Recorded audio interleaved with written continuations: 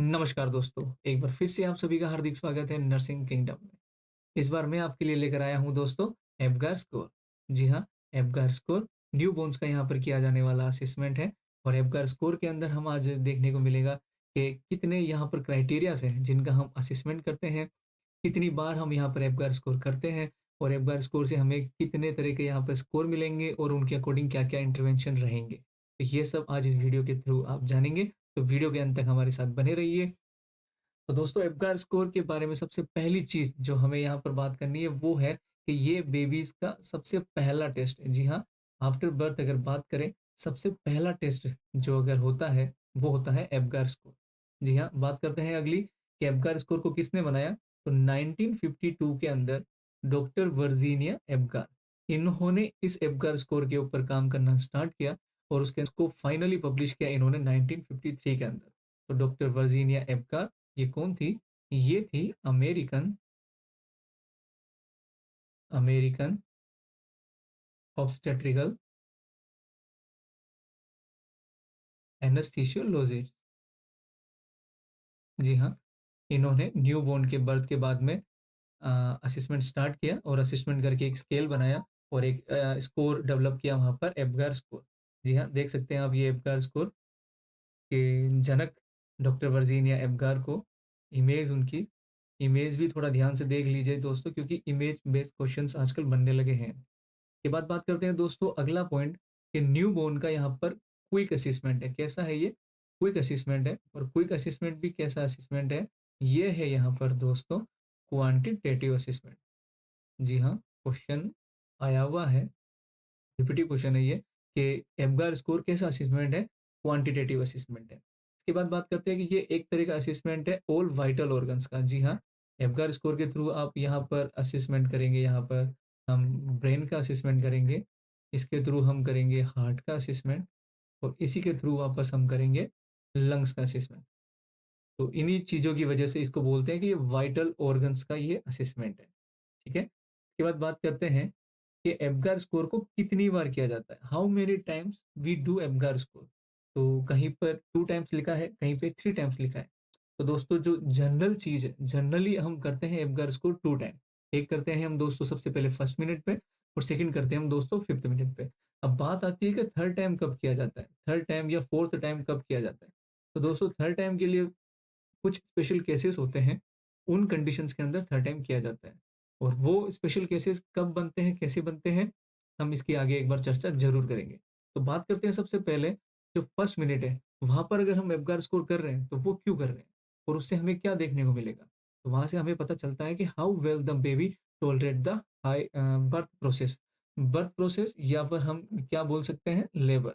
जी हाँ, लेबर के बाद में लेबर के बाद में सबसे पहले मिनट, फर्स्ट मिनट बर्थ के बाद में अगर हम करते हैं एप्गार स्कोर, तो वो हमें बताएगा कि पूरे through out the labour baby का वहां पर क्या रिस्पॉन्स रहा है।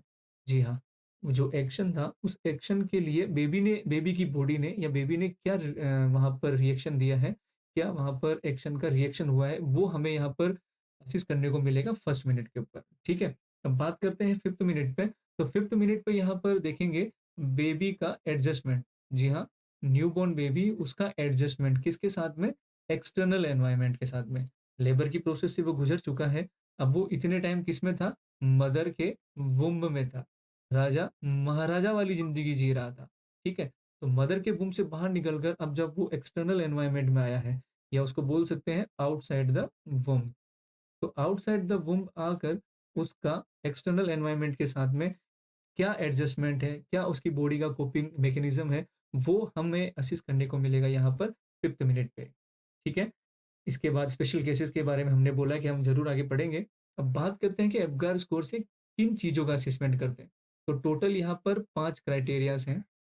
सबसे पहला है यहाँ पर अपियरेंस, सेकंड है यहाँ पर पल्स, थर्ड वन यहाँ पर grimace, fourth one is activity and the last but not at least fifth है रेस्पिरेशन। इनको रटना नहीं है दोस्तों, जो इनका एबगार बना है जिनसे A, P, G, A and R, इन्हीं से ये इनकी फुल फॉर्म है दोस्तों।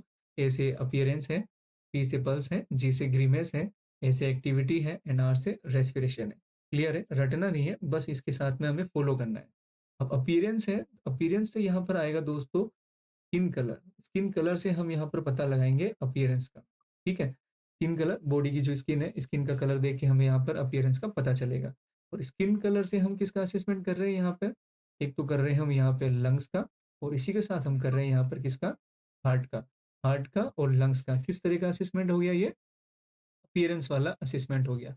कैसे हो गया? जैसे ही बर्थ के बाद में बेबी ने फर्स्ट क्राई किया, क्राई करने के साथ में उसके लंग्स के अंदर एक्सपांशन हुआ, और उसके लंग्स के अंदर फंक्शनल स्टेटस वो ऑन हो गया।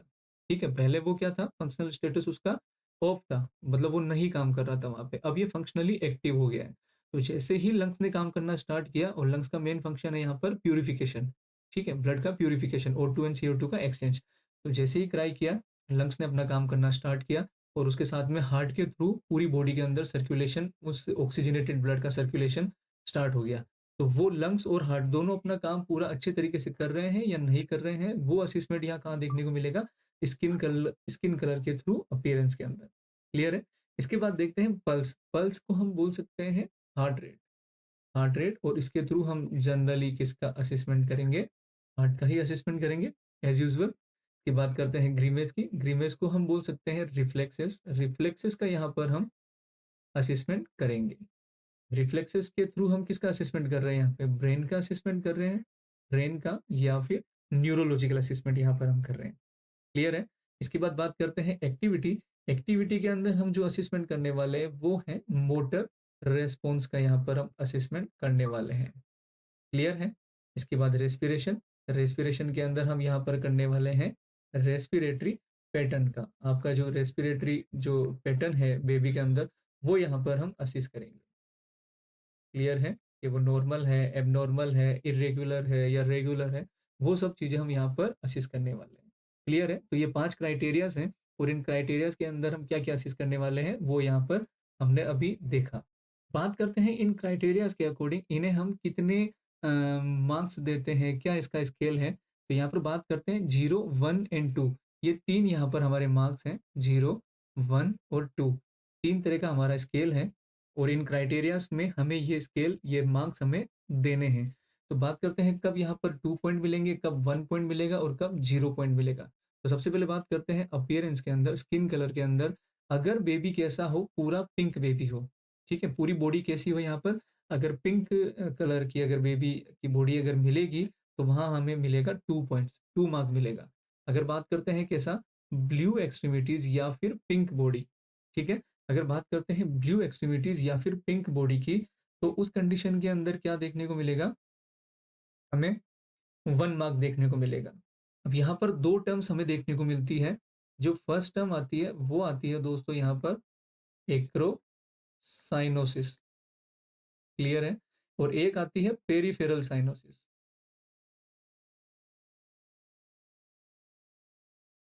Peripheral cyanosis.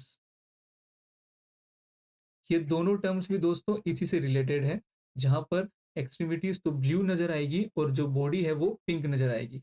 पेरिफेरल साइड में साइनोसिस है, इसीलिए बोलते हैं इसको पेरिफेरल साइनोसिस। क्लियर है?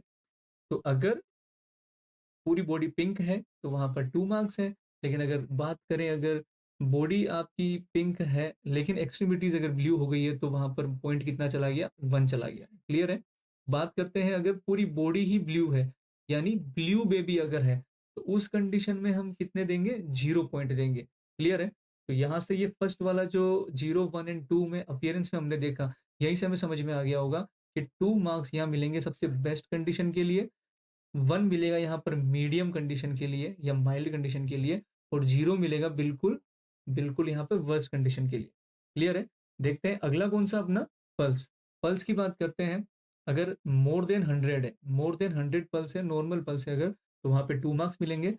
लेस देन 100 है, अगर लेस देन 100 है तो वहाँ पे हमें 1 मार्क मिलेगा। इसके बाद बात करते हैं अगर बिल्कुल पल्स एब्सेंट है, वहाँ पर हार्ट रेट अगर है ही नहीं, तो वहाँ पर हम 0 पॉइंट देंगे। इसके बाद बात करते हैं अगर ग्रीमेस की यानी रिफ्लेक्सेस की। अगर बेबी एक्टिवली क्राई कर रहा है, नॉर्मल बेबी है, और अगर फिर भी अगर उसमें कफ है या अगर स्नीज भी अगर देखने को मिलता है, ये की टर्म्स है, याद रखिएगा, एग्जाम्स के अंदर आते हैं। तो वहां पर हमें मिलेगा बिल्कुल 2 पॉइंट। नॉर्मल बेबी है, एक्टिव क्राई कर रहा है, जिसमें इट मीन्स सारे उसमें रिफ्लेक्सेस देखने को मिलेंगे, और रिफ्लेक्सेस भी वहां पर चेक करेंगे, तो वहाँ हमें देखने को मिलेगा 2 पॉइंट। लेकिन अगर बात करते हैं कुछ रिफ्लेक्सेस की, अगर प्रॉब्लम है, कुछ रिफ्लेक्सेस में इश्यू है, और या माइल्ड ग्रीमेस अगर उस टर्म को बोलते हैं, तो वहाँ मिलेगा हमें 1 पॉइंट। के बाद बात करते हैं अगर कोई रेस्पॉन्स ही नहीं है, नो रेस्पॉन्स, तो वहाँ 0 पॉइंट मिलेगा। क्लियर है? के बाद बात करते हैं एक्टिविटी की। अगर बिल्कुल एक्टिवली बॉडी मूवमेंट हो रही है, वहां पर एक्टिवली बॉडी मूवमेंट हो रही है, या फिर क्या मिलेगा वहां पर देखने को, कंप्लीट फ्लेक्शन। क्या मिलेगा? Complete flexion. कंप्लीट अगर फ्लेक्शन मिलेगा, जो नॉर्मली बॉडी के अंदर होता है कंप्लीट फ्लेक्शन, और अगर उसके अंदर एक्सटेंशन करने की कोशिश भी करते हैं अगर उसकी एक्सट्रीमिटीज के अंदर, तो वहां पे एक रेजिस्टेंस देखने को मिलता है। अगर वो कंडीशन देखने को मिलती है, तो वहां पर 2 मार्क्स मिलेंगे पूरे। बात करते हैं अगर एक्सट्रीमिटीज के अंदर फ्लेक्शन है, लेकिन वो थोड़ा माइल्ड कंडीशन के अंदर, क्लियर है, पूरा एक्सटेंशन नहीं है, थोड़ा माइल्ड है, तो वहां पर वो देखने को मिलेगा 1.1 मार्क। और अगर बात करते हैं कैसे हैं, फ्लेसिड लिम्ब है, कैसे हैं, फ्लेसिड लिम्ब है, या फिर पैरालिसिस वाली कंडीशन है, इन दोनों कंडीशंस के अंदर हमें क्या देखने को मिलेगा, 0 मार्क या 0 स्कोर वहां पर देखने को मिलेगा। क्लियर है? के बाद चलते हैं हम किस पे, रेस्पिरेशन पे। रेस्पिरेशन पैटर्न की बात करेंगे, यहाँ पर हम रेट की बात नहीं करेंगे। तो अगर रेस्पिरेशन आपका जो पैटर्न है वो बिल्कुल नॉर्मल पैटर्न है या फिर रेगुलर पैटर्न है, तो 2 मार्क्स है। अगर वो स्लो है, थोड़ा इरेगुलर है, एबनॉर्मल है, तो वहां पर 1 मार्क। और बिल्कुल ही अगर एबसेंट है, या फिर जो एपनिक वाले एपिसोड्स वहां पर अगर प्रेजेंट है, तो मिलेगा आपको 0 पॉइंट। क्लियर है? तो ये थे यहाँ पर अपने टोटल 5 तरीके से क्राइटेरिया, और ये थे हमारे मार्क्स 0, 1 और 2। तो किन कंडीशंस के अंदर कौन से क्राइटेरिया में कितने मार्क्स हैं, ये हमने अभी यहाँ पर देखा। उम्मीद है आपको सब समझ में आया होगा। बात करते हैं इसके बाद में कि ये जो 0, 1 और 2 है, इन पांचों क्राइटेरियाज के अकॉर्डिंग जो हमें लास्ट में टोटल स्कोर मिलेगा, वो यहाँ पर बनेगा टोटल एब्गार स्कोर। क्लियर है? अब टोटल एब्गार स्कोर के अंदर बात करते हैं मैक्सिमम स्कोर की और मिनिमम स्कोर की, जो सबसे मेन इंपॉर्टेंट क्वेश्चन है।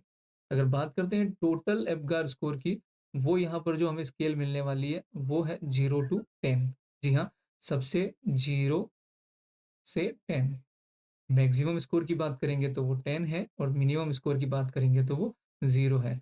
इन दोनों को ऊपर डबल स्टार, 3 स्टार, 5 स्टार लगा लीजिएगा दोस्तों, क्योंकि ये सबसे मेन है, डायरेक्ट क्वेश्चंस आता है इसके ऊपर। ऐसा ही हमने एक और मेड सर्च के अंदर हमने एक देखने को मिला था, GCS। जी हाँ, वो भी काफ़ी इंपॉर्टेंट है, और इन्हीं दोनों के अंदर सबसे ज़्यादा कन्फ्यूजन होता है। काफ़ी ट्रिकी से क्वेश्चंस होते हैं इनके अंदर, डायरेक्ट 1 to 1 वन लाइनर भी होते हैं, और थोड़ा ट्रिकी क्वेश्चंस भी होते हैं। तो GCS और एब्गार स्कोर ये दोनों मिलते जुलते हैं, और इन दोनों के अंदर सेम क्वेश्चंस पूछते हैं कि अगर बात करें मैक्सिमम स्कोर की, मैक्सिमम स्कोर GCS में 15 है, और मिनिमम स्कोर वहां पर है 3। जी हाँ, ये सबसे मेन चीज़ है। मैंने भी एक किसी एग्जाम के अंदर यहाँ पर गलती की थी, वहाँ 3 की जगह 0 स्टार्ट मैंने दे दिया था, बाई चांस, बाई लक। वो एक सिली मिस्टेक्स, इन्हीं को बोलते हैं सिली मिस्टेक्स। तो मैक्सिमम 15 और मिनिमम है यहाँ पे 3। क्लियर है? के बाद बात करते हैं कि इन स्कोर्स के अकॉर्डिंग कुछ कैटेगरीज बनाते हैं वहाँ पे। कितनी कैटेगरीज बनती है? अगर वहाँ पर आपका स्कोर आ रहा है अगर 10, तो वो तो सबसे परफेक्ट या आइडियल स्कोर हो गया आपका।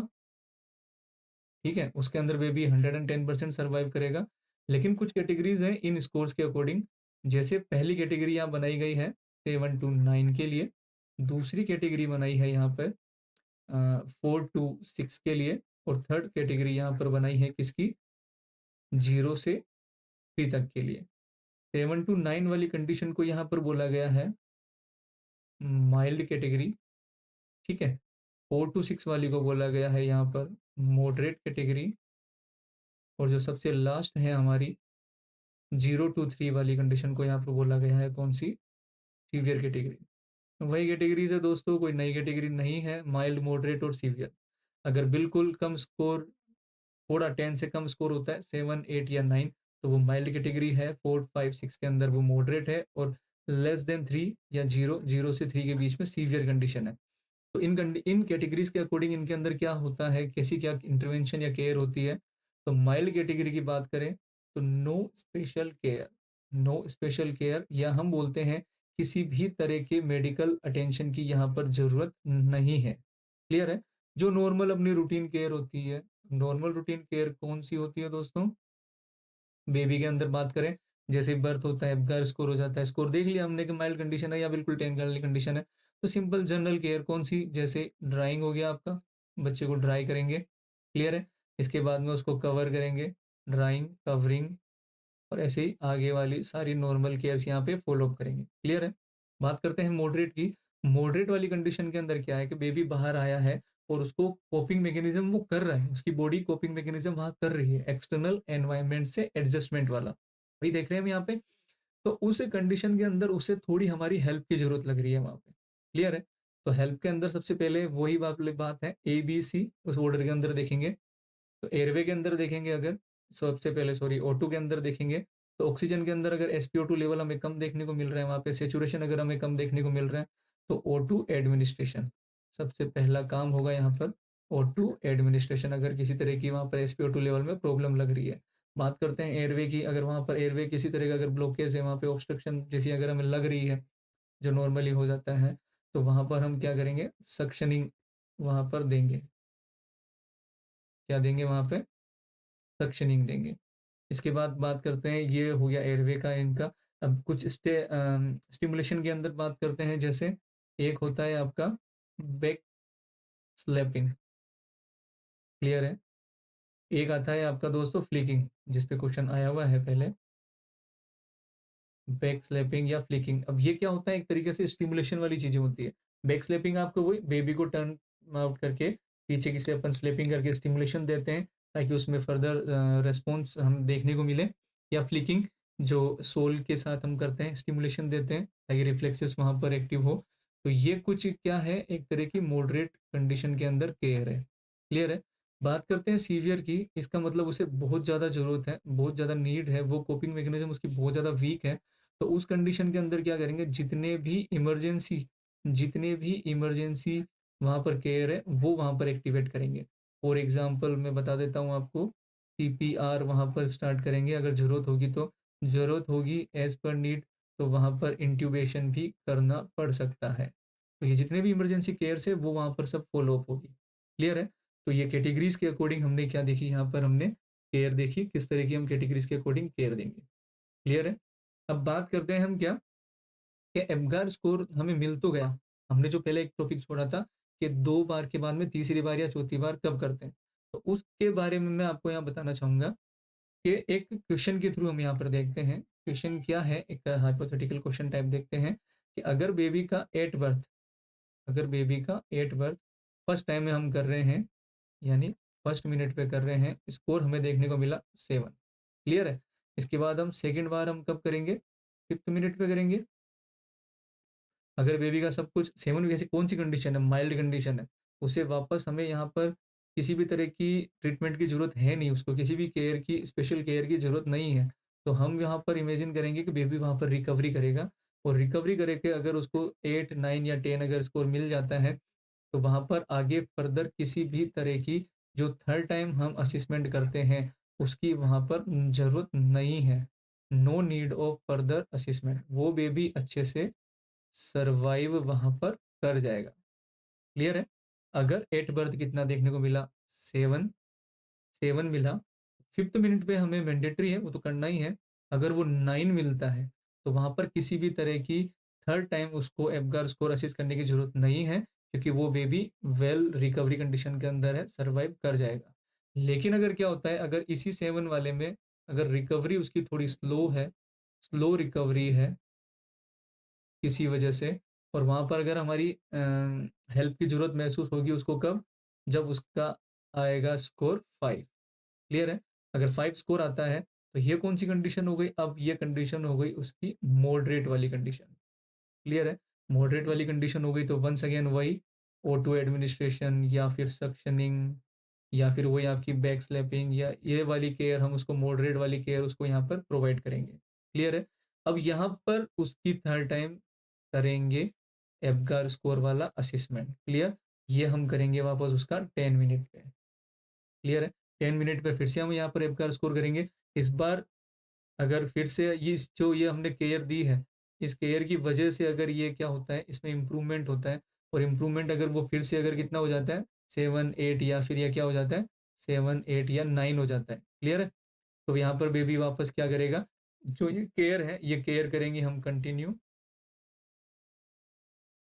केयर करेंगे हम यहाँ पे कंटिन्यू। ठीक है? और वापस फर्दर आफ्टर 5 मिनट उसको रीअसिस्ट करेंगे। क्लियर? लेकिन अगर क्या होता है, इसमें एक कंडीशन और होती है, अगर बाय चांस क्या हो, अगर बाय चांस क्या हो कि अगर वो 7 की जगह क्या मिले, अगर ये मॉडरेट केयर भी उसके लिए इनफ ना रहे, अगर वो कितना हो जाए, 3 हो जाए, अब ये कौन सी कंडीशन हो गई? ये कंडीशन हो गई आपकी कौन सी? सीवियर कंडीशन हो गई। ये एक अलार्म है एक तरीके से। किसका अलार्म है ये? इमरजेंसी केयर का अलार्म है ये, ठीक है? तो जितनी भी emergency care as per need, जैसे पहले बताया था सीपीआर या फिर आपका इंट्यूबेशन, ये सारी केयर यहाँ पर फॉलो अप की जाएगी। क्लियर है? और उसके बाद में असेसमेंट तो उसका बनेगा ही बनेगा, मॉनिटर पे उसको डाल दिया जाएगा। क्लियर है? तो ये एक तरीके से मैंने समझाने की कोशिश की है कि फर्स्ट, सेकंड और उसके बाद में थर्ड टाइम पे एफगार स्कोर कब किया जाता है। और यहाँ पर तो हम देख रहे हैं कि थर्ड के बाद में उसका फोर्थ एफगार स्कोर भी किया जा रहा है। तो दोस्तों ये था हमारा आज का वीडियो। और दोस्तों आने वाले जितने भी एग्जाम्स हैं, लाइक नॉरसेट हो गया, आपका ईएसआईसी हो गया, डीएसएसएसबी हो गया, बीएचयू हो गया, या जितने भी अदर स्टेट्स के सीएचओ के एग्जाम्स हो गए, उन सभी की तैयारी के लिए दोस्तों आज ही हमारे चैनल को सब्सक्राइब करें और साथ ही दोस्तों बेल आइकन प्रेस करना ना भूलें, ताकि आपसे हमारी कोई वीडियो मिस ना हो। तो दोस्तों फिर मुलाकात होगी। जय हिंद, वंदे मातरम।